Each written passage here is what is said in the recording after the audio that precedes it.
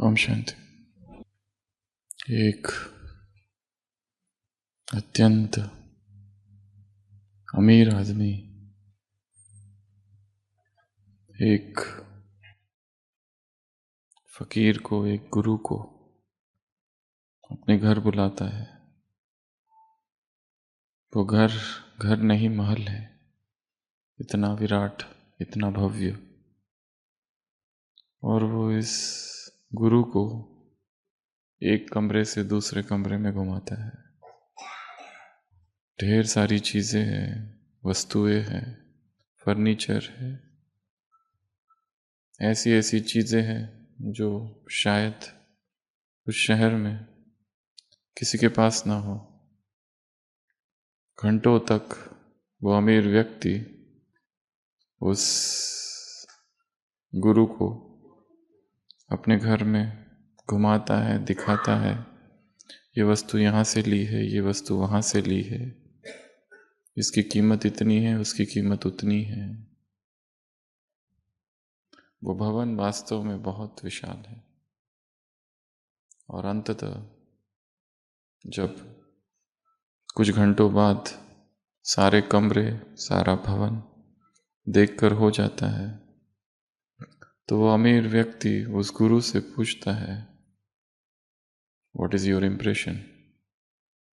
तुम क्या सोचते हो कि जो कुछ अभी दिखाया उस विषय में तुम्हारे क्या विचार है? वो फकीर कहता है, मैं वास्तव में बहुत आश्चर्यचकित हूँ कि धरती कितनी शक्तिशाली है, जो तुम्हारे इस भवन का बोझा ढो रही है, और साथ में तुम्हारा प्लस यू। हर व्यक्ति एक बोझ के साथ चलता है, मैं का और मेरा का। ये मेरा है, ये मेरी है, मैं, मेरा और मेरे स्वप्न। ये तीन चीजों के इर्द गिर्द उसका सारा जीवन चलता है। एक तो मैं, एक ये मेरा, और तीसरा मेरे स्वप्न। इन तीनों के बीच में जो भी आता है वो उसे विघ्न लगता है, बाधा महसूस होती है, और वही बोझ बन जाता है।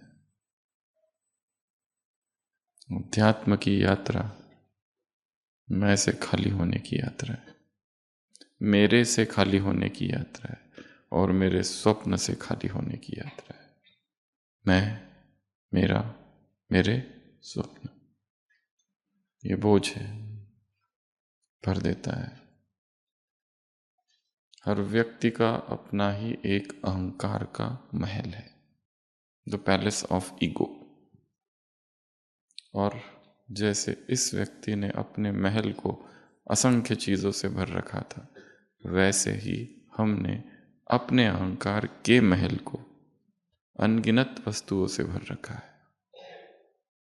जो है बोझ, परंतु हमें लगता है वो उसकी शोभा बढ़ा रहे हैं। ये सारी यात्रा इस महल को खाली करने की यात्रा है, to empty the palace of ego. बाबा ने आज कहा, सब छोड़ो। क्या क्या छोड़ो? क्या क्या छोड़ना पड़ेगा? मधुबन वाले मधुबन छोड़ना पड़ा तो, सेंटर वाले सेंटर छोड़ना पड़ा तो, ज्ञान सरोवर वाले, शांतिवन वाले, विदेश वाले, घर गृहस्थ वाले, अपना घर छोड़ना पड़ा तो, कुछ भी याद ना आए, सब छोड़ना पड़ेगा। ऑफिस, कमरा, खटिया, अलमारी, सब कुछ तैयारी है, एवर रेडी है। अभी जाके आऊं, इससे मिल के आता हूं, उससे मिल के आता हूं, नहीं। अभी, now, order is order, order is order. अभी के अभी ऑर्डर आ जाए, अभी यहां पर बाबा आ जाए और कहे चलो, क्या कहेंगे? एक फोन कॉल, घर पे बता देता हूँ मैं जा रही हूँ। सेंटर के स्टूडेंट से एक बार अंतिम विदाई। जिनका आधा कोर्स बाकी था उनको बोलूँ अभी अगला कोर्स दूसरी कोई बहन करेगी। जॉब में बॉस को इन्फॉर्म कर देता हूँ, ever ready means now, right now, अब भी तैयारी है, कुछ भी याद ना है, सब कुछ नष्ट होते हुए देखने की तैयारी, खाली है। न किसी को इन्फॉर्म करना है, न किसी को बताना है। ब्रह्मा बाप ने भी डायरेक्शंस दिए, कैसे दिए? अपनी अव्यक्त स्थिति से दिए, मुख से नहीं। ये एक ही पुरुषार्थ है, दिस मोमेंट नाउ। अभी के अभी जाना हुआ, अभी के अभी शरीर छोड़ना हुआ, तो आत्मा की स्थिति क्या है? क्या है अंदर? किसी को बताना नहीं है, किसी से बात नहीं करनी है, किसी से मिलना नहीं है, सब छोड़ना है। और ये आएगा प्रैक्टिस से। इस मुरली में बाबा ने कहा है प्रैक्टिस करो, ड्रिल करो। कौन सी ड्रिल? तो एक ही ड्रिल है, दूसरी और कोई ड्रिल ही नहीं है। एक ड्रिल है और एक धुन है। धुन कौन सी? धुन धुन धुन कौन सी? मुरली में है, सेकंड लास्ट पैरा, घर जाने की धुन। आज की मुरली में है ये, हफ्ते भर का नहीं सुनाना है, आज का सुनो।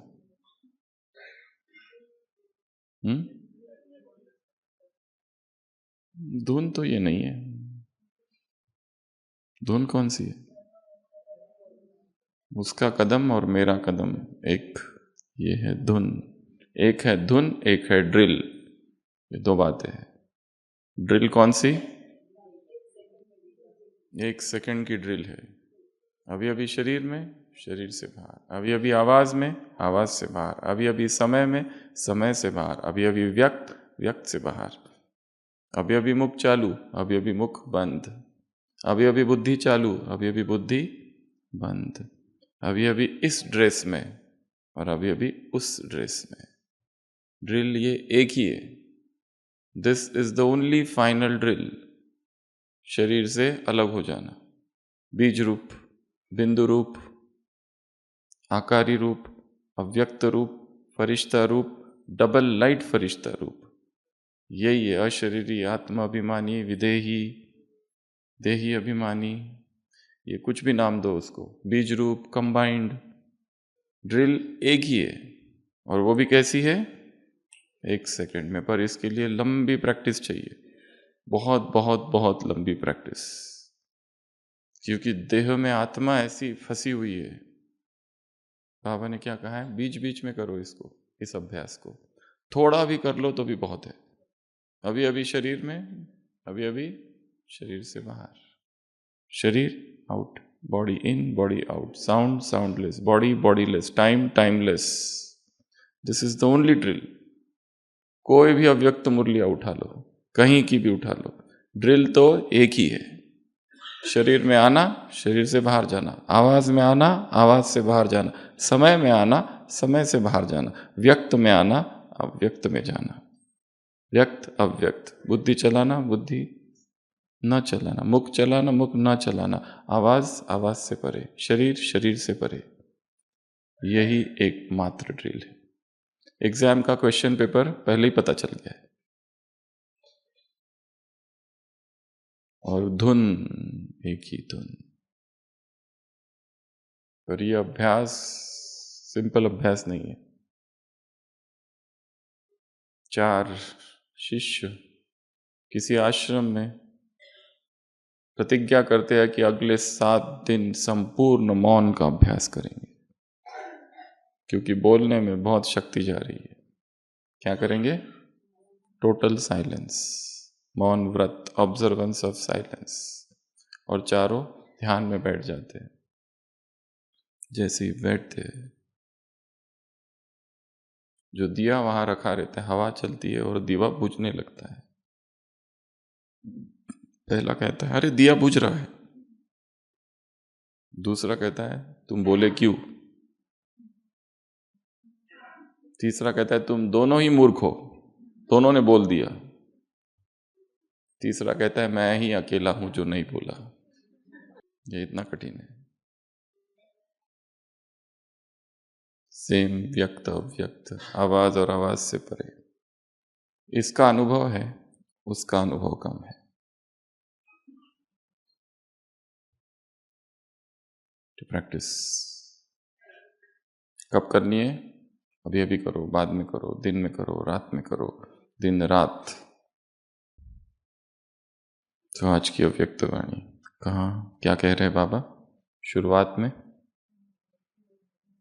कौन हो सब? कौन हो? आत्मा।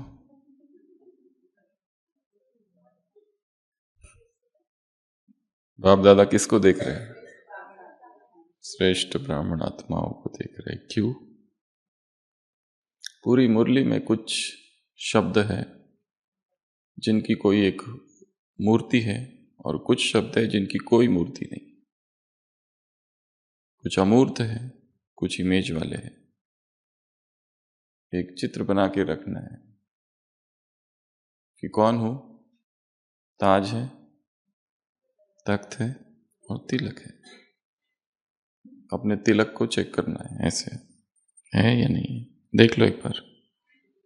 तिलक, ताज देखो है क्या? है? चेक किया क्या? करो। दो, हाँ ताज भी कैसे है? दो। और तख्त, तख्त को भी चेक करो। ये काम दिन में करते रहना है। क्या करेंगे? ताज को देखो, तिलक को देखो, ताज को देखो और तख्त को देखो।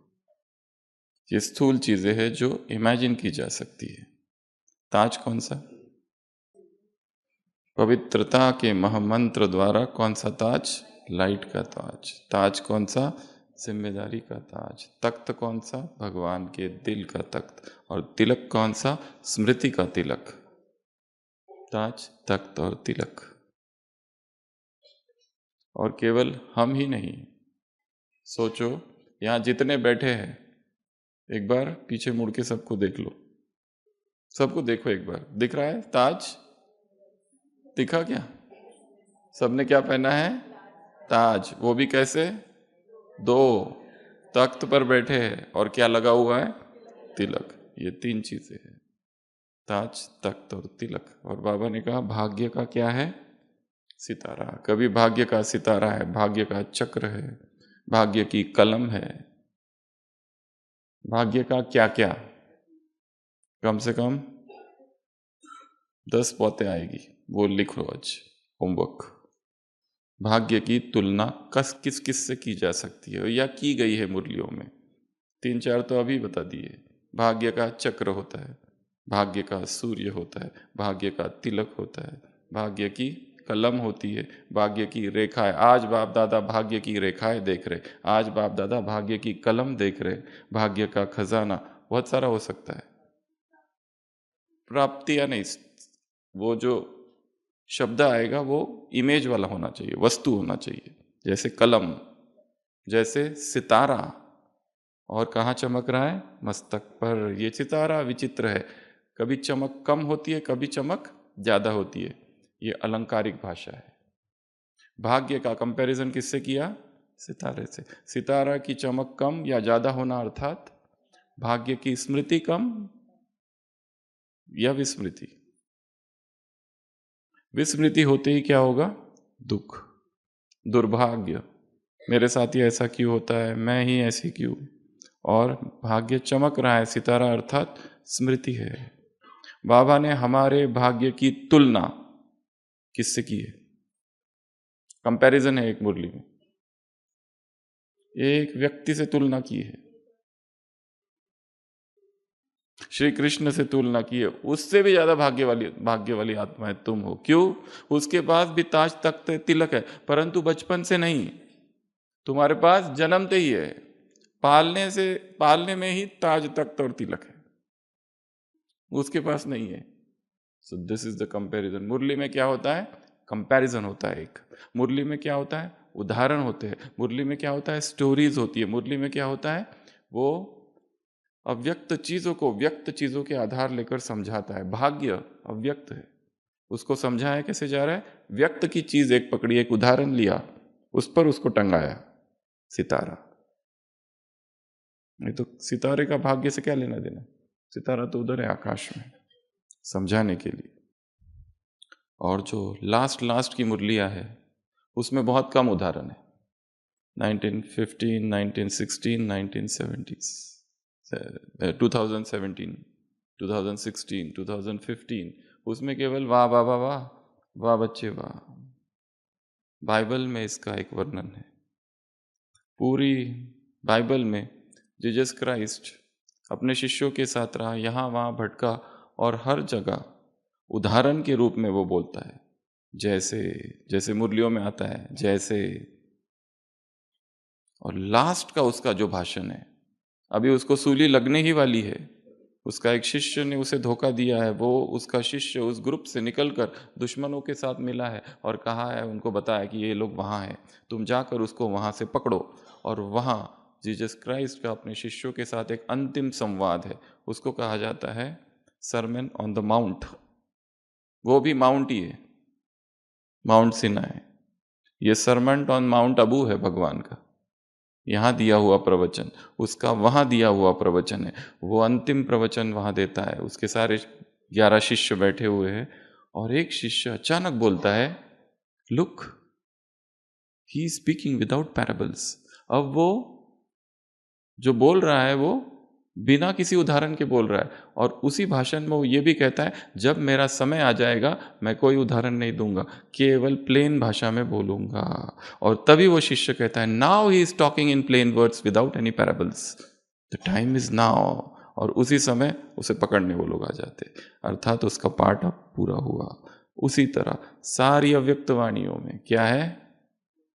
उदाहरण है, स्टार का उदाहरण। श्री कृष्ण के साथ कंपैरिजन, कंपैरिजन है, उदाहरण है। और आखिरी आखिरी की मुरलियां जो है उसमें कोई उदाहरण नहीं है, उसमें क्या है? वाह बच्चे वाह, बच्चे कहते हैं वाह वाह वाह वाह। यही है पूरी मुरलियां। उसमें वो गहराई नहीं है जो 60s, 70s, 80s, 90s की मुरलियों में है। ये मुरली कौन सी है? 98 की। सोच रहे सभी विनाश होगा होगा। कौन सा गीत बज रहा है सबके दिल में? होगा होगा का गीत बोला ना मुरली में। तो बाबा क्या देख रहे हैं? श्रेष्ठ ब्राह्मण आत्माओं को देख रहे, भाग्यवान आत्माओं को देख रहे। ये भाग्य कैसा है? वरदान से भाग्य कैसा है? अविनाशी नहीं है। ये भाग्य कैसा है? कोई कोई क्या नहीं कर सकता इसको? ये कोई छीन नहीं सकता, कोई लूट नहीं सकता, ऐसा ये भाग्य है। ये कितना अच्छा नशा है कि हम भाग्यवान हैं। दुनिया में लोग कैसे कहते हैं? अनलकी, लक नहीं था ना इसलिए ऐसा हो गया। तो हम भाग्यवान हैं, श्रेष्ठ आत्माएं हैं, ताज तख्त और तिलकधारी है, जन्मते ही ताज तख्त तिलक मिला है। भाग्य का सितारा चमक रहा है, यह चमकता हुआ सितारा विचित्र सितारा है और निरंतर चमक रहा है। This is first paragraph. इतनी फर्स्ट पैराग्राफ में इतनी बातें हैं, उसको क्या करना है? पकड़ना है। उसका एक विजन बनाना है उसका, कि मैं कैसे बैठा हूं ताज और तख्त और तिलक के साथ हूं, और चमकता हुआ यहां सितारा है। तिलक है और उसके बीच में सितारा चमक रहा है और सदा चमक रहा है। This is vision. एक पिक्चर बनाना है, उस पिक्चर को कई बार देखना है ताकि वो परमानेंट हो जाए। आगे बढ़ो। चंद्रवंशी हो या सूर्यवंशी हो, कौन हो? सूर्यवंशी की निशानी, दो निशानियां, विजयी और एक रस। जैसे सूरज होता है, उदय होता है, अस्त होता है, उसकी कलाएं नहीं होती है। चंद्रवंशी अर्थात अभी अभी जीत, अभी अभी हार। आज अमृत वेला किया, कल नहीं किया। आज 3:30 बजे किया, कल 4 बजे किया, फिर अगले दिन 5, और एक दिन तो सीधा उठे तो देखा 7 बज रहे, फिर सोचा ठीक है, इट्स ओके, क्योंकि कोई दूसरा मिल गया, वो कहता है मैं तो 8 बजे उठा, तब तो बहुत राहत मिल गई कि हम भी रेस में इतने पीछे नहीं है, हमसे भी गए गुजरे बहुत है।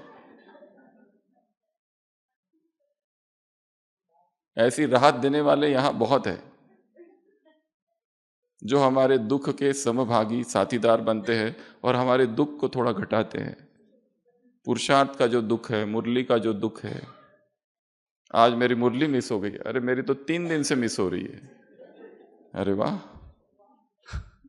अंदर से, बाहर से, हाँ बाहर से तो दिखाना होता। सूर्यवंशी अर्थात सदा विजयी, सूर्यवंशी अर्थात एक रस, चंद्रवंशी अर्थात कभी मेहनत, बहुत मेहनत करना पड़ता है, बहुत मुश्किल है, ये होता नहीं है, बहुत भारी काम है, दिमाग भारी हो जाता है मुरली पढ़ते पढ़ते, पता नहीं बहुत बोझ बोझ लगता है।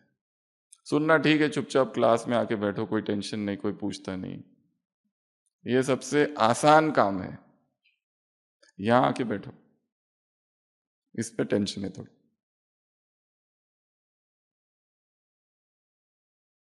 तो क्या बनना है? मैं कौन हूं? सूर्यवंशी हूं। मैं कौन हूं? नंबर 1, नंबर वार नहीं। कौन? नंबर 1, नंबर वार नहीं। ये भी सोचते रहो, सोचते रहो, सोचते रहो, सोचते रहो, लक्ष्य और लक्षण। जब भी मुरलियों में 2 चीजें आती है, 2 चीजें, उनको क्या करना है? एक टेक्निक है जिसको कहते हैं ड्रिप्स मेथड, DRIPS, वो यूज करना है वहां पर। क्या होती है ये? ड्रिप चढ़ाना है। 2 चीजों को जोड़ने की ये टेक्निक है। चलो इसकी चर्चा फिर कभी करेंगे, लंबी टेक्निक है। नहीं तो फिर उधर चले जाएगा डिस्कशन कल सुबह। नेक्स्ट, तो लक्ष्य और लक्षण, नंबर वार, नंबर 1, जो सूर्यवंशी, चंद्रवंशी, भाग्य, सितारा, 2 2 2 2 2, ऐसी 2 2 चीजें उसमें से पकड़ लेनी है। ये आज, कल कुछ और होगा, कहीं 3 होगी, कहीं 4 होगी, कहीं 5 होगी। बाबा को ये ऐसे नंबरिंग गिनाने में बहुत अच्छा लगता है। आज बाबा क्या देख रहे हैं? 5 बातें देख रहे हैं। मस्तक पर ये, गाल में ये, नाक में ये, होठ में वो, कान में वो, हाथ में वो, पैर में वो, दिल में ये। फिर अगले दिन सब चेंज। और एक बात और देख रहे हैं, वो अगली बार सुनाएंगे, जो फिर कभी नहीं आता। तो बाबा ने कहा चेक करो कहाँ हो। सदा विजयी, सदा एक रस, अर्थात सूर्यवंशी। और आगे बढ़ो। इस मुरली में एक बहुत बहुत पावरफुल वाक्य है। ब्रह्मा बाप तुम्हारा आह्वान कर रहे, क्या कह रहे? आओ मीठे बच्चे जल्दी आओ। ये तो है। उसके आगे एक छोटी सी लाइन है, क्या है वो? हाँ, क्या कहा? ब्रह्मा बाप की आवाज सुनो और कैच करो। ये है ड्रिल। क्या करना है? आवाज को सुनना है। अभी किसी की आवाज सुननी है, बहुत भीड़ है, सुनाई नहीं आएगी, मौन में जाना पड़ेगा, एकांत में जाना पड़ेगा, साइलेंट। तो कल अमृत वेले ये काम करना है। कौन सा? कि वो कुछ कह रहा है। कौन कह रहा है? ब्रह्मा मुझे अपने पुरुषार्थ के बारे में कुछ कह रहा है, अपने जीवन के बारे में पर्सनल कुछ कह रहा है। पर्सनल, जनरल नहीं। वो मुझे क्या करना है? कैच करना है। ब्रह्मा बाप की आवाज सुनो और कैच करो। कौन कैच कर सकेगा? जिनकी फ्रीक्वेंसी मैच हो रही है। वो यहां, हम नीचे, कैसे होगा? वो अव्यक्त, हम व्यक्त। वो बोलता ही नहीं, हम बोलते रहते हैं। जो स्पष्ट है, क्लियर है, वही सुन सकेंगे। ये बहुत अच्छी एक होमवर्क, ड्रिल, अभ्यास, ये काम दिया गया है। सब कुछ बाजू में रख दो, इवन ज्ञान भी, पूर्ण प्लेन बुद्धि, एकदम खाली, मुझे कुछ भी नहीं पता, अब मुझे सुनना है तुम क्या कहते हो। ब्रह्मा बाप की आवाज सुनो और क्या करो, कैच करो। ऐसा ही वाक्य है ना। और मुरली में आगे और एक जगह है यही वाक्य, उसमें एक चीज और एडिशन है। ब्रह्मा बाप की आवाज कैसे सुनो? आवाज कैसे सुनो? पता नहीं कौन सा मुरली चल रही है, वही चल रही है कि जो सुबह हमने सुनी थी। ऐसा तो लग तो रहा है, थोड़ा थोड़ा सुना तो था, बाद में पता नहीं। विथ अटेंशन सुनो, क्या लिखा है? आवाज सुनो कैसे? अटेंशन से। दादाजी है, उनकी घड़ी खो गई है, उनके पास उनके पोते वो सब बच्चे बच्चे हैं। वो कहता है मेरी घड़ी खो गई है, ढूंढो। सब ढूंढ रहे हैं, इधर उधर उधर उधर, किसी को नहीं मिल रही है। और फिर एक छोटा सा बच्चा जो है वो ढूंढ के लाता है। वो कहता है तुमने कैसे ढूंढी? वो कहता है कि मुझे खटिया के नीचे से आवाज आ रही थी, मैं वहां गया, कान बंद कर कर अपना आंखें बंद करके वहां पे ऐसे बस सो गया। और फिर मुझे अचानक से आवाज आई, टिक टिक टिक। और फिर मुझे पता चला कि घड़ी वहां है, और फिर मैंने वहां से पकड़ ली। तो कुछ चीजें सुनना है तो क्या करना पड़ेगा? संपूर्ण कंसंट्रेशन, टोटल अटेंशन।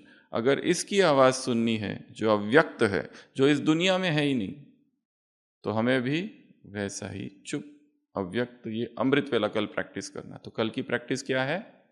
ब्रह्मा की आवाज सुनना और कैच करना। और ये भी नहीं समझो कि कल काम नहीं हुआ तो एक ही दिन में काम हो जाएगा।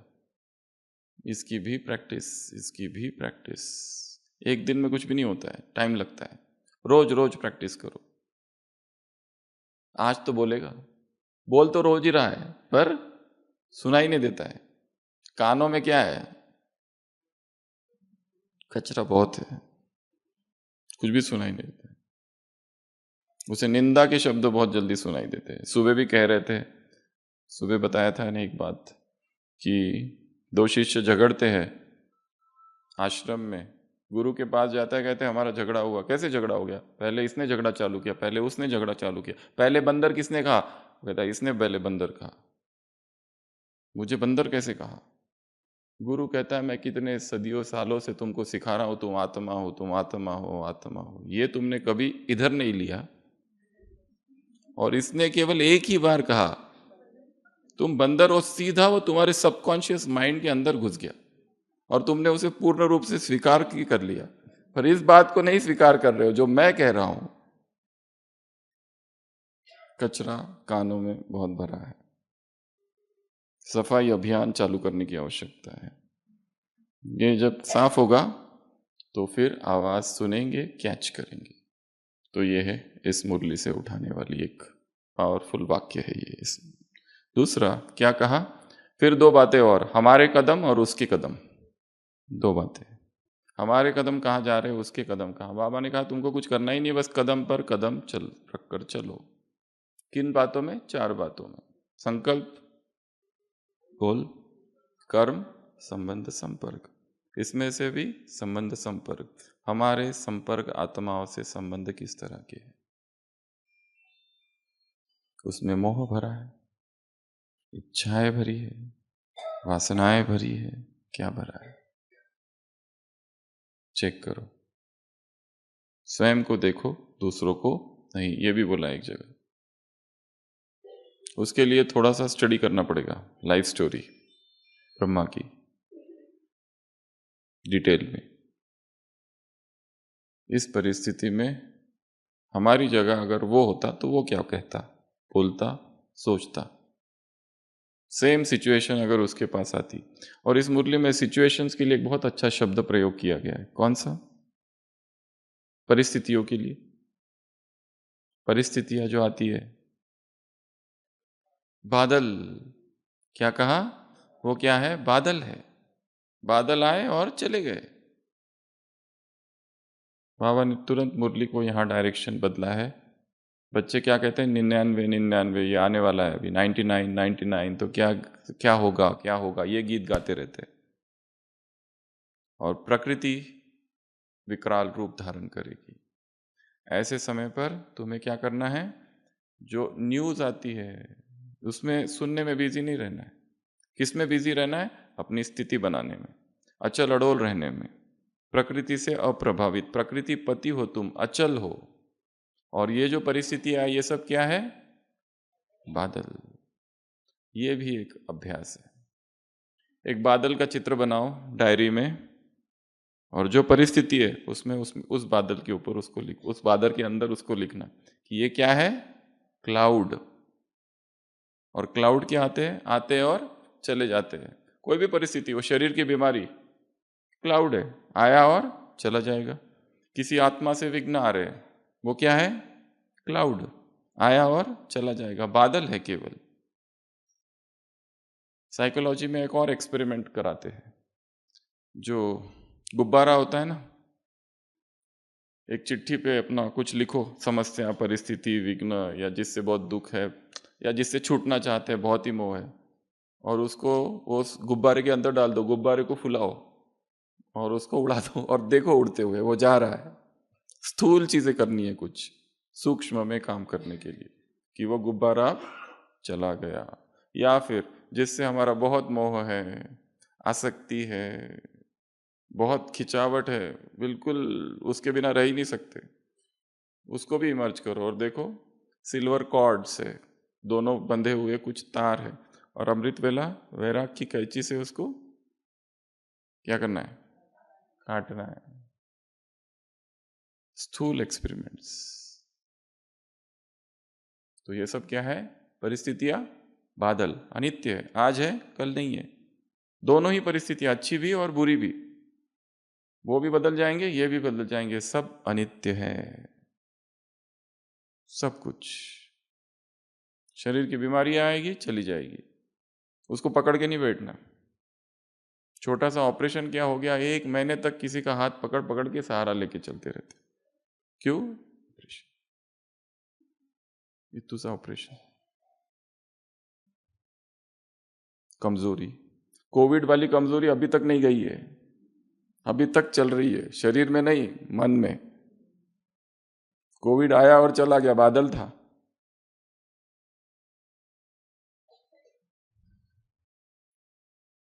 मौत का साया जा रहा है, साधु बैठा है, साधु पूछता है कौन हो? वो कहता है मौत। What is the target? वो कहता है 500 को मारने का टारगेट है। गांव में घुस रहा हूं, टारगेट कितना है? 500 का। 1 महीने के बाद साया वापस जा रहा है। वो कहते हैं तुमने तो कहा था 500 को मारूंगा, या तो 10,000 मर गए। कहते मारा तो मैंने 500 को ही, बाकी सब मर गए भय से। टारगेट तो पूरा किया है, बाकी किससे मरे सारे? भय से। बीमारी और बीमारी का भय, ये दो अलग अलग चीजें हैं। परिस्थिति और परिस्थिति का भय, ये अलग अलग चीजें हैं। व्यक्ति और उस व्यक्ति का भय, अलग अलग चीजें। तो बाबा ने कहा तुम कौन हो? प्रकृतिपति हो। परिस्थितियां और विकराल होगी, तुम्हें प्रभावित नहीं होना है। प्रकृति के प्रभाव से मुक्त फरिश्ता।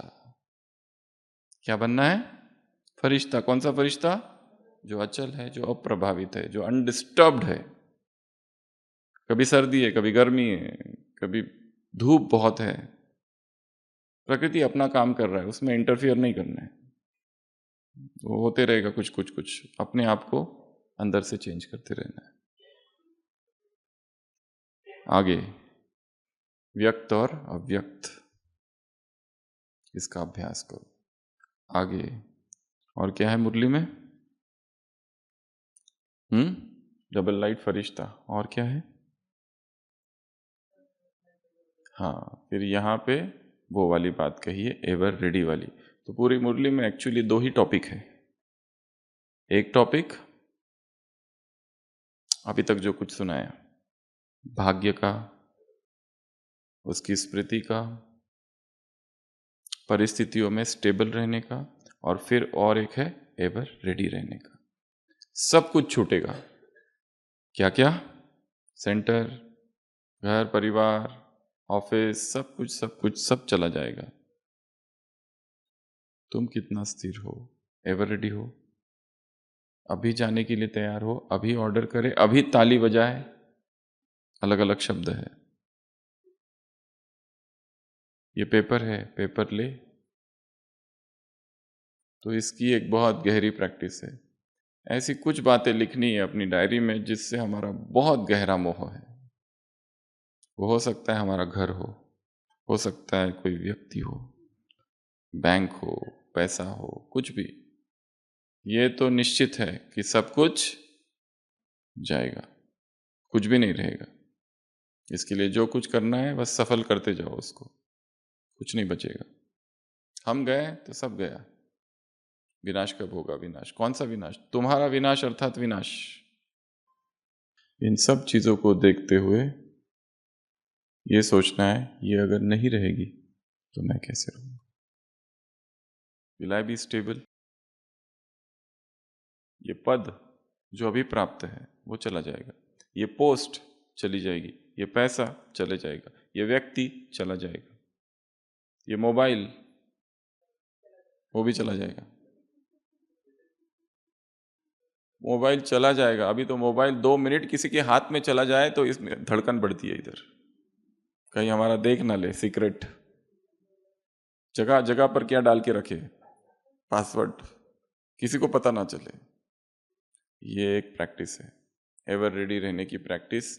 रोज यह प्रैक्टिस करना है कई बार। अभी इसी वक्त अगर मुझे शरीर छोड़ना पड़े, अभी के अभी यहीं पर, एम आई रेडी? बाबा ने कहा सब छोड़ दो, पहला तो ये कहा, और फिर उसमें एक चीज जोड़ी, एरिया वाली। मेरा एरिया कौन हो? विश्व कल्याणकारी हो। ये कहाँ से आया? मेरा एरिया कहाँ से आया? ये भी क्या है? मेरापन। एक है देहभान, एक है देह अभिमान। देहभान अर्थात स्त्री पुरुष या शरीर का आकर्षण या विकार, काम विकार। देह अभिमान अर्थात मेरी विशेषता, मेरी बुद्धि, मेरा ये, मेरा वो, मेरा ये सब क्या है? प्रभु प्रसाद।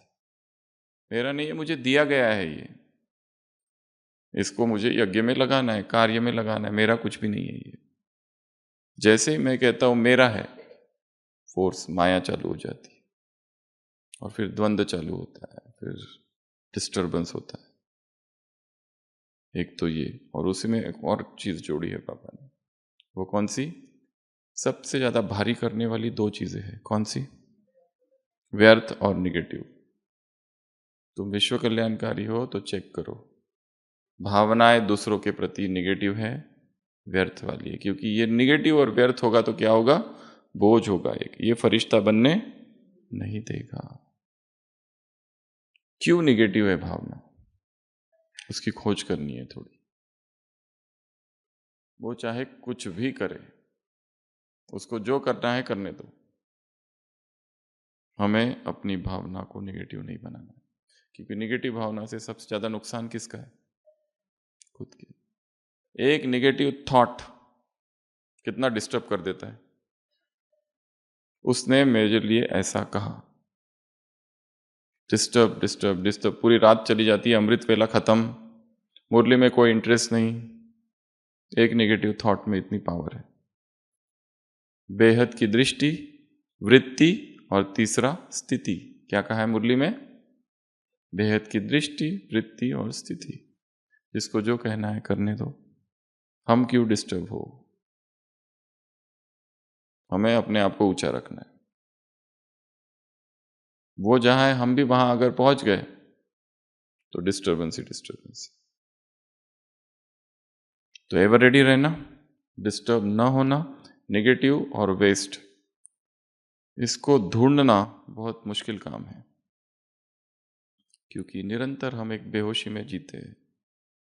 जैसे एक राजा जा रहा है और सड़क सड़क पर एक व्यक्ति कर रहा है, वो गालियां दे रहा है राजा को, पत्थर फेंक रहा है, इतना बड़ा राजा का सब समारोह, ये सब जा रहा है पूरा जुलूस, उसमें वो व्यक्ति ऐसा कर रहा है, और सैनिक उसको तुरंत पकड़ लेते हैं और जेल में डाल देते हैं। राजा हंसते रहता है। दूसरे दिन उसे पेश किया जाता है, तुमने ऐसा क्यों किया? वो कहता है मैंने ऐसा किया? मैंने तो नहीं किया ऐसा, मुझे पता ही नहीं, मैं तो शराब पिए हुए था, बेहोश था। अध्यात्म की यात्रा होश की यात्रा है। अभी हम भी सभी क्या है, एक रीति से बेहोश। इसलिए क्या बोल रहे हैं, क्या सोच रहे हैं और क्या कर रहे हैं कुछ समझ नहीं आता है। निगेटिव चलते ही रहता है, चलते रहता है, चलते रहता है अंदर अंदर अंदर। ये बेहोशी है, निगेटिविटी बेहोशी है, देहभान बेहोशी है, देह अभिमान बेहोशी है, व्यर्थ भी बेहोशी है। और इन सब को खत्म करने का एक ही पावरफुल इलाज है, वो है मुरलियों का अध्ययन। एकदम सिंपल, मुरली लो, उसको लिखो, उसका चिंतन करो, उसका मनन करो, उसको सुनाओ, कुछ ना कुछ करते रहो उसके साथ। ये एकदम प्रैक्टिकल इलाज है। क्योंकि अगर हम ये कहें कि योग करो तो फिर तुरंत प्रश्न आता है, योग नहीं होता है, ऐसा नहीं होता है, वैसा नहीं होता है, नींद आती है, योग कैसे करना है, आत्माभिमानी स्थिति का अनुभव कैसे करना है, वो बताओ। ये सब रखो बाजू में, वो सब बाजू में। Just focus on only one thing. कौन सी? मुरली की स्टडी। जैसे स्टूडेंट एग्जाम की स्टडी करते वैसे स्टडी करो। क्या करते वो लोग? नोट्स निकालते हैं। क्या करते वो लोग? रिवाइज करते हैं। क्या करते वो लोग? रिकॉल करते हैं। और क्या करते हैं? अगर हम आपसे कहें 2 साल पहले कोई पिक्चर मूवी देखी होगी, वो क्या थी? वो याद है। अगर हम आपसे कहें 1 हफ्ता पहले जो मुरली पढ़ी थी या सुनी थी क्लासरूम में, वो क्या थी? Zero recall. काम 2 चीजों पर करना है, एक तो पढ़ना और दूसरा रिटेंशन। क्या हो वो? रिटेन हो। आज की जो मुरली, परसों तक ये खत्म हो जाएगा, कुछ भी याद नहीं रहेगा। तो क्या करना है, आज की मुरली से कुछ पावरफुल बातें निकाल लेंगे जो कि पिक्चर के रूप में हमारे ब्रेन में स्टोर्ड हो जाए। पहला, ताज तख्त और तिलक। तो चलते चलते क्या अनुभव करेंगे? क्या पहना हूं? बीच बीच में ऐसे हाथ लगा के देखना है क्या? जैसे कई बार देखा होगा ना, लोग जाते हैं कुमार संसार में, जहां पर भी गाड़ी खड़ी रहती है और आईना होता है, तुरंत एक बार देख लेते सब ठीक है क्या। देखते हैं ना, वो जो फिल्म की शूटिंग होती है, एक लाइन बोलते हो तुरंत आते हैं, तुरंत वो आता है कैमरामैन, वो आईना लेके और ठीक करता है मेकअप। उसी तरह तुरंत बीच बीच में सबसे पहला अभ्यास क्या? ताज है, तख्त है, तिलक है। तिलक, ताज, तख्त कौन सा? भगवान का हृदय तख्त, बहुत प्योर है वो, उसमें केवल प्योर आत्मा ही बैठ सकती है। सोचो, जैसे ही इम्प्योर थॉट्स आ रहा है, मतलब गिरे ने खिसक के नीचे, वो नहीं बैठ सकते उसमें। तिलक कौन सा? जिम्मेदारी का, रिस्पॉन्सिबिलिटी, अकाउंटेबिलिटी। कौन सा? प्यूरिटी का। कौन सा? ताज, तख्त, तिलक कौन सा? स्मृति का। तो ये एक अभ्यास हमने इसमें से उठा लिया, ठीक है, ये याद रहेगा। दूसरा अभ्यास, सितारा। जब भी आईना देखो तो क्या देखो? यहाँ एक क्या है? स्टार। उसको अच्छे से देखो, चमक रहा है या धुंधला हो गया, एक थोड़ा सा वो लेके उसके पोंछ लेना है इधर, अगर ठीक नहीं है तो। आईने को पोंछते हैं ना, अलमारी को साफ करते हैं ना, वैसे इसको भी बीच बीच में चमकाना है। इंटरव्यू के लिए लोग जाते तो जूते को कैसे साफ करते हैं? ऐसे पीछे इधर करते हैं ना साफ, पैंट पे पीछे लगा लगा के। जस्ट 1 मिनट पहले, एंट्री करने से पहले, ऑफिस में जाने से पहले क्या करते? इधर ऐसे ऐसे साफ करते। तो यहां तो निरंतर इंटरव्यू हो रहा है। तो दूसरा अभ्यास, तिलक, स्टार को क्या करना है? देखते रहो। जब भी आईना देखो, क्या देखोगे? स्टार। तीसरा अभ्यास, जब भी चलोगे, स्थूल ऊपर देखना, ये कदम कहाँ जा रहे हैं, उसके कदम है क्या? स्थूल का अभ्यास करना है, उसके कदम पर कदम। ये तीसरा अभ्यास। चौथा अभ्यास, अमृत वेला। कौन सा? आवाज सुनना। अभी तक सुनाई क्यों नहीं दिया? कुछ तो है, कैच करना है उस आवाज को। अगला अभ्यास, एवर रेडी का। जिसमें सबसे ज्यादा घर में मोह है ना, उस घर को जलता हुआ देखो। अरे ऐसी अशुभ बातें मत करो, अभी अभी तो बना है, इतने पैसे खर्च किए, सब सब सब चला जाएगा। जिससे सबसे ज्यादा मोह है, उसकी जलती हुई चिता को देखो, गया। क्या करोगे? रोगे, चिल्लाओगे, आउटबर्स्ट इमोशनल? नहीं, ये नहीं हो सकता। क्या करोगे? What are the options? ये जा ही नहीं सकता। अभ्यास। कैसे अभ्यास है ये? मनोरंजन वाले हैं ना, ये दुख देने वाले हैं? अगला अभ्यास परिस्थितियां। क्या है? बादल। तो जो भी परिस्थिति है उसका एक लिखो, उसके ऊपर बादल बनाओ एक, ठीक है, डायरी में, और उसको उड़ाओ या उसको काट दो। वो जो बच्चे होते हैं ना, क्या करते हैं वो? ये बनाते हैं ना एरोप्लेन, वो बनाना आता है, आज बना लेना उसको। पर अपनी परिस्थिति लिख देना, प्रॉब्लम लिख देना, फिर उस कागज का क्या बनाना? एक एरोप्लेन। गया। ये काम करने हैं, स्थूल काम करने हैं थोड़े से। स्थूल जब तक हाथ, हाथ का प्रयोग, लिखने का प्रयोग, कागज का प्रयोग, ये सब स्थूल चीजों से जोड़ना है ज्ञान को। अगला एक्सपेरिमेंट आज की मुरली से, और क्या है? एक एवर रेडी हो गया, प्रकृति का हो गया, और क्या है? हाँ, निगेटिव एंड व्यर्थ। किसी के प्रति हमारे मन में क्या है? इतनी गहरी निगेटिविटी है, इतनी गहरी, ये है ही ऐसा, ये बात ही ऐसी है। मुरली में ये दो बातें आई है, ये व्यक्ति ऐसा है, ये बात ही ऐसी है। कुछ भी मत बताओ इसके बारे में।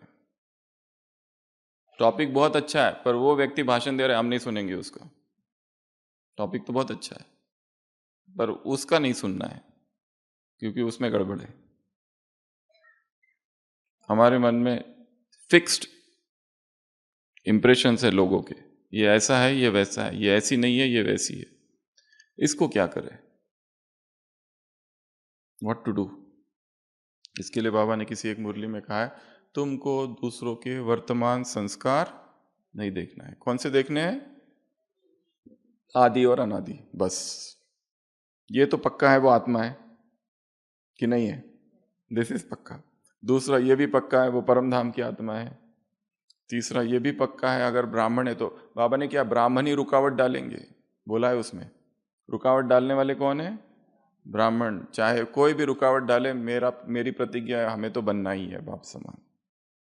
तो क्या देखना है? उसके आदि संस्कार। ये प्रेम स्वरूप है, ज्ञान स्वरूप है, आनंद स्वरूप है, पर अभी बेहोशी में है। आधी रात को कोई दारू पीकर व्यक्ति जोर जोर से चिल्लाता है, उसके ऊपर गुस्सा आता है या रहम आता है? या हम सोचते हैं ये अंडर इन्फ्लुएंस है, ठीक है, इसे ट्रीटमेंट किए। कोई पेशेंट है, क्या क्या करते रहते हैं पेशेंट? उल्टी कर देते हैं डॉक्टरों के ऊपर, वो गुस्सा नहीं होते, उनको पता है ये बीमार है। अच्छा, डेली ये क्या आता है? तो ये परवश है एक, ये परवश है, किसी एक संस्कार के अधीन है, बेहोशी में है, नशे में है, इसलिए ऐसा कर रहा है। इसलिए रहम दिल। एक दिन जाग जाएगा, एक दिन होश में आ जाएगा, इसलिए कुछ नहीं करना है। चुप, साक्षी, मौन, सकाश, शुभ भावना, शुभ कामना दूर से देते रहो। बाबा ने कहा रावण से भी, क्या बोला था मुरली में? रावण से भी, हाँ, कालापन तो था, रावण से भी कोई बड़ा आ जाए, ऐसा कुछ था ना एक वरदान में कभी। तो भी रहम दिल। काला कोयले से भी काला। तो क्या देखना है? ये प्रेम स्वरूप वो 7 आत्मा के गुण वो देखने हैं। और दूसरी और एक संकल्प है कि ये कौन सी आत्मा है? देवकुल की आत्मा है, देवता बनने वाली आत्मा। बस वर्तमान को नहीं देखना है, ये दो को बार बार इमर्ज करते रहना है। और बाकी हमारा अपना भी तो कुछ हिसाब है उस आत्मा के साथ। वो चुप तो हो रहा है, अच्छा है, होने दो, होने दो, पर नए नहीं बनाने हैं, कुछ फ्रेश हिसाब, रिएक्शन करके। तो ये एक अभ्यास है। और क्या है आज की मुरली में? वरदान, स्लोगन। विकर्म की तो बात ही छोड़ो, धोखा भी कौन देता है? ये व्यर्थ भी धोखा देता है, कब आता है पता ही नहीं चलता है। एक व्यर्थ संकल्प अंदर घुस जाता है, और वो कितना देर चलता है? नॉन स्टॉप ओवर थिंकिंग चलते ही रह रहा है, चलते ही रह रहा है, चलते ही रह रहा है, वो रुकता ही नहीं, चक्र चालू हो जाता है, एक बार चालू हो गया तो स्टॉप इट। ये भी डिसेप्शन है, धोखा है बाबा ने कहा। और कोई पॉइंट मुरली में?